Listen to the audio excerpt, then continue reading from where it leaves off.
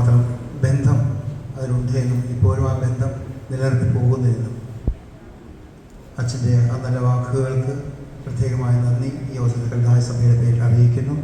Baby Varghese അച്ഛനെ 2 വാക്ക് സംസാരിക്കുവാനായിട്ട് സാദരം ക്ഷണിക്കുന്നു.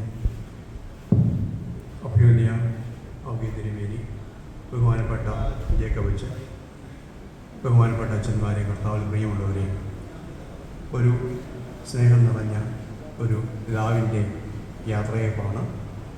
അഭ്യുന്നയ അഭ്യതിരിമേരിയുടെ സ്നേഹം, വാത്സല്യം അനുഭവിച്ചറിയാൻ ധാരാളം അവസരങ്ങളുണ്ടായിട്ടുണ്ട്. 1980 ഞാൻ ആദ്യമായിട്ട് തിരുമേനിയുമായിട്ട് അടുത്ത് ഇടപെടുന്നത്.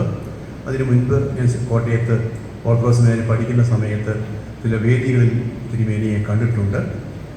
1980 പരിചയപ്പെട്ടത് മുതൽ പല തവണ പല സ്ഥലങ്ങളിൽ വെച്ച്, കോട്ടയത്ത് വെച്ചും വിദേശത്ത് മീറ്റിങ്ങിൻ്റെ സമയത്തൊക്കെ തിരുമേനിയെ പരിചയപ്പെട്ടിട്ടുണ്ട്. ധാരാളമായിട്ട് തിരുമേനിയുമായിട്ട് സംസാരിച്ചിട്ടുണ്ട്. ഒരു വലിയ ഒരു സ്നേഹം നിറഞ്ഞ ഒരു പിതാവിൻ്റെ വേർപാട് ഈ കൽതായ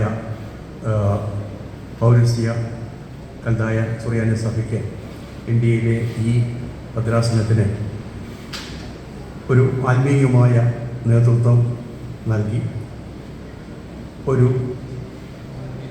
പിൻഗാമിയെ കാര്യങ്ങളെല്ലാം ഏൽപ്പിച്ച് കുറച്ച് നാൾ വിശ്രമ ജീവിതം നയിച്ച് ആ പിൻഗാമി ആ കാര്യങ്ങൾ ഭംഗിയായിട്ട് ചെയ്യുന്നത് കണ്ട് സന്തോഷത്തോടുകൂടി നിങ്ങളുടെ എല്ലാവരുടെയും സ്നേഹവും ആദരവും എല്ലാം സ്വീകരിച്ചാണ് തിരുമേനി ഈ ലോകത്തു നിന്നും യാത്രയായിരിക്കുന്നത്. വളരെ ധന്യമായ ഒരു ജീവിതമാണ് ആയിരുന്നു തിരുമേനിയുടേത്.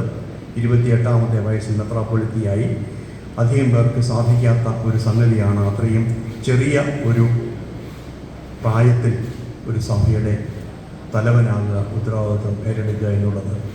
ദൈവം ഏൽപ്പിച്ച ദൗത്യം ഏറ്റവും ഭംഗിയായിട്ട് തിരുമേനി നിറവേറ്റി. അതോടൊപ്പം തന്നെ പല അന്തർദേശീയ സമ്മേളനത്തിലും പൗരസ്ത്യ സുറിയാനി സഭയുടെ മുഖം അപ്പനെ തിരുമേനിയായിരുന്നു. സമാധാനത്തോടെ വന്ധ്യപിതാവേ പോവുക.